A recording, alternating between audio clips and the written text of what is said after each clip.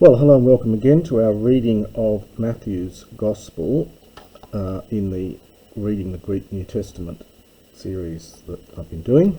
So we're up to chapter 12, and this particular pericope also occurs in Mark, and in fact it's interesting to compare the language in Mark with the language in Matthew. A lot of words are taken over almost verbatim between the two. It's interesting to compare the two. Luke also has a version of this in chapter 6. So, enekeno to kairo eparuthe hoiesus toi sabas indiaton sporimon oidemthetoi autoi epanasan kai exan totilein stakuas kai esthein. And at that time Jesus went. Now we get tois sabasin, which is a third declension dative plural. We get different forms of the Hebrew word Shabbat for the Sabbath, literally the seventh, comes into Greek in different ways. We get Sabbaton, which is a second declension neuter noun, but we also get this dative plural in the third declension. This is a process scholars call metaplasmus, where you're changing from one declension to another. There's no great differences in meaning really, and you get all sorts of forms of this. Sometimes it's third declension, sometimes second declension, sometimes singular. We'll see down here it actually reappears in the second declension singular. So it simply means on the Sabbath. It's not really plural here. So at that time, Jesus was going on the Sabbath, dia ton sporimon. The sporimos is the cornfields. So he was going through the cornfields, and his disciples, epenasen, were hungry. The verb here is peinao. The linking alpha vowel doesn't lengthen for this particular verb.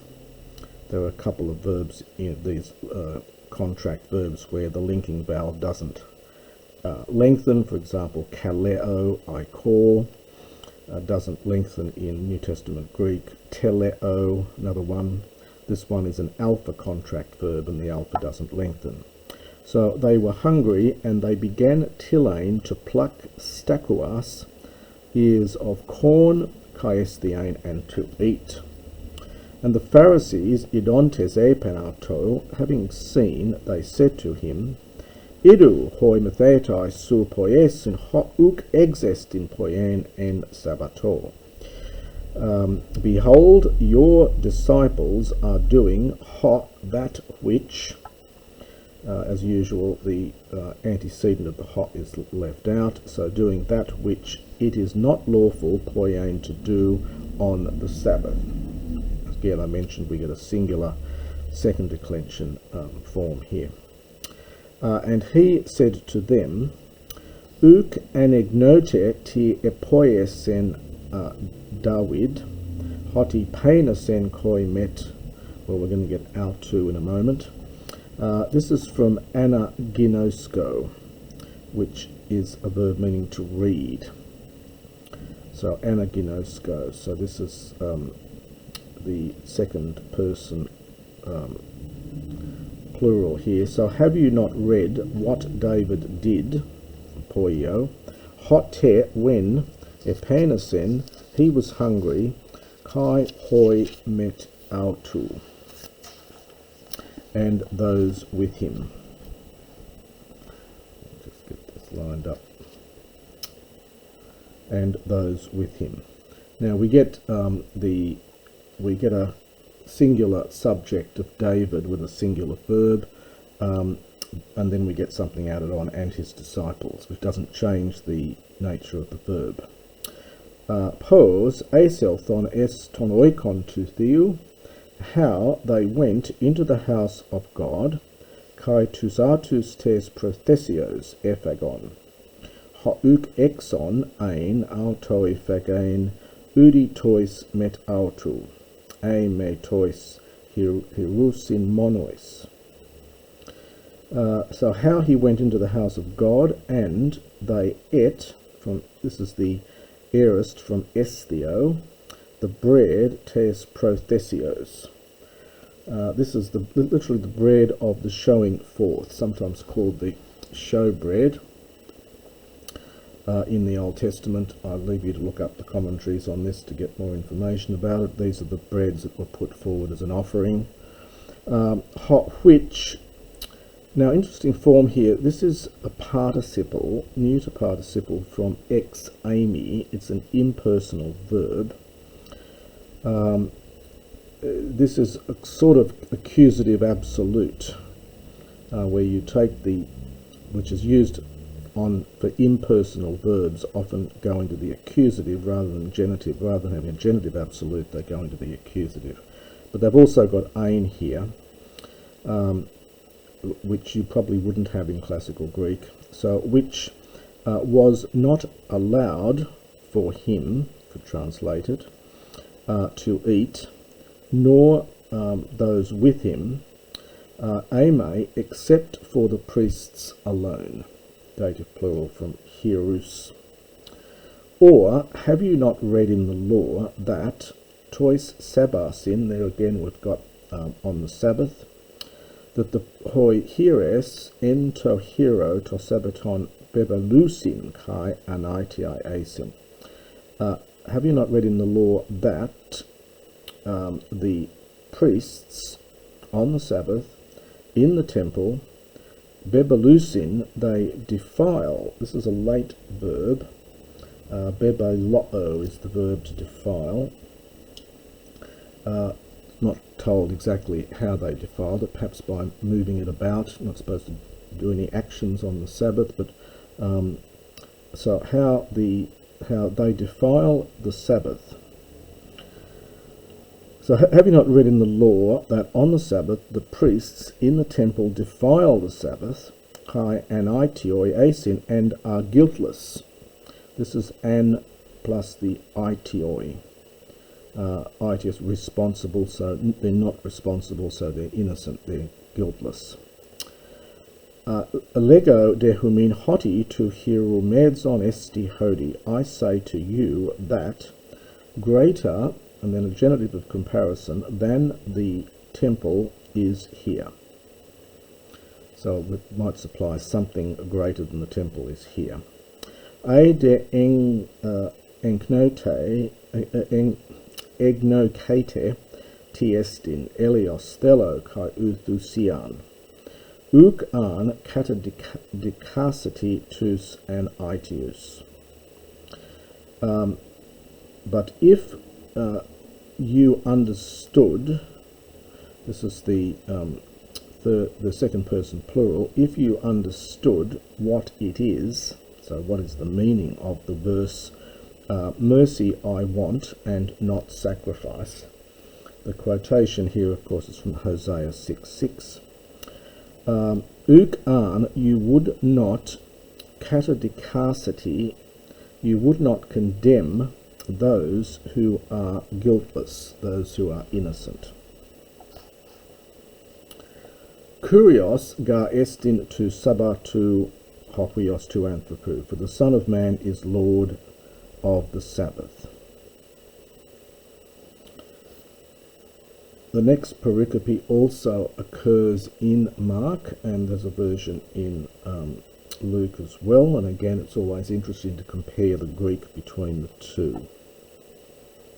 Kai metabas ekathen aelthen es tens synagogein auton, kai idu anthropos kaira ekon xeran, kai eperotesan auton legontes a exestin tois sabasin therapeusai, hina kat egore susinautu. And having gone up, so metabino, ekathen, eke plus then, from there, he went into their synagogue. Kai idu, and behold, we have to understand that there was anthropos, a man, ekon, having a kera, a hand which was xeran, withered. Kera, of course, is feminine, so I've got a feminine adjective here. Xeros literally means dry, but it comes also here in this context to mean withered. we get our word, the Xerox machine, which some of you may remember. The name actually is from this, because it enabled you to do photocopying without using liquids. So it was dry photocopying. Reproduction rather than photocopying, I think is better to say. So behold, there was a man having a withered hand, and they asked him, Legontes, saying, they asked him if it is lawful, therapeusi, to heal, tois sabasin, as we've seen before, this metaplasmus, this third declension noun here, on the Sabbath. Hina, in order that, categoresos in autus, there is subjunctive here from categorio, they might accuse him.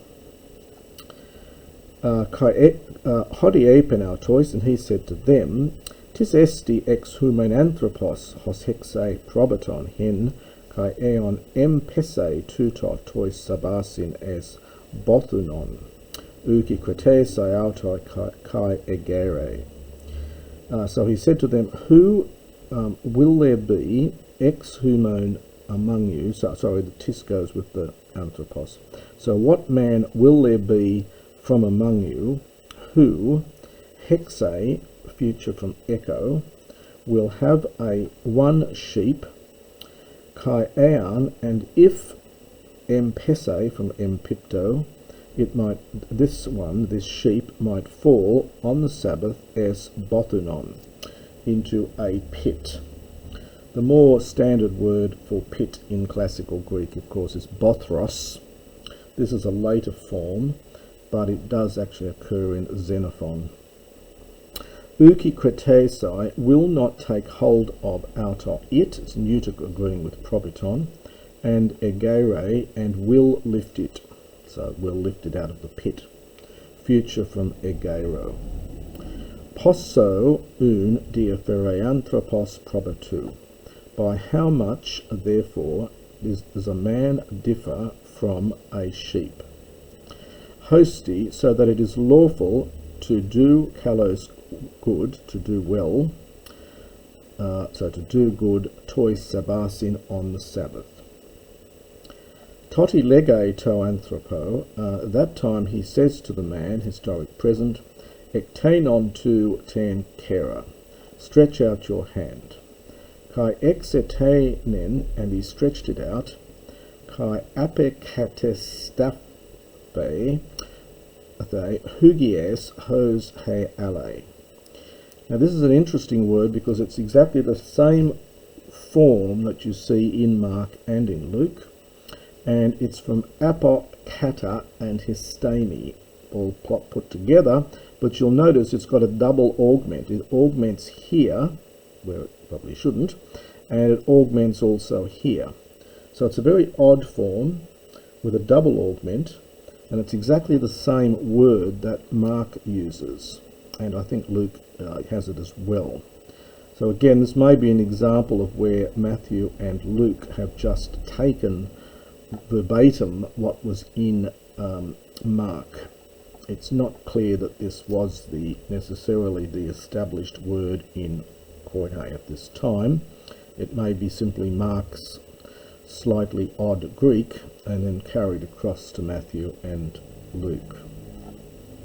Anyway, so it means to restore, apokatestate, to stand back in its place or something. So to restore, so it's aorist passive here, it was restored, hugies, healthy or whole, hos he ale, just like the other one, the other hand. Care, of course, is feminine. Exelthontes hoi Pharisaioi, and the Pharisees, having come out, having gone out, they took sumbulion, they took counsel cat autu against him, homos vahina, so that they might destroy him. And that's the first section of chapter 12.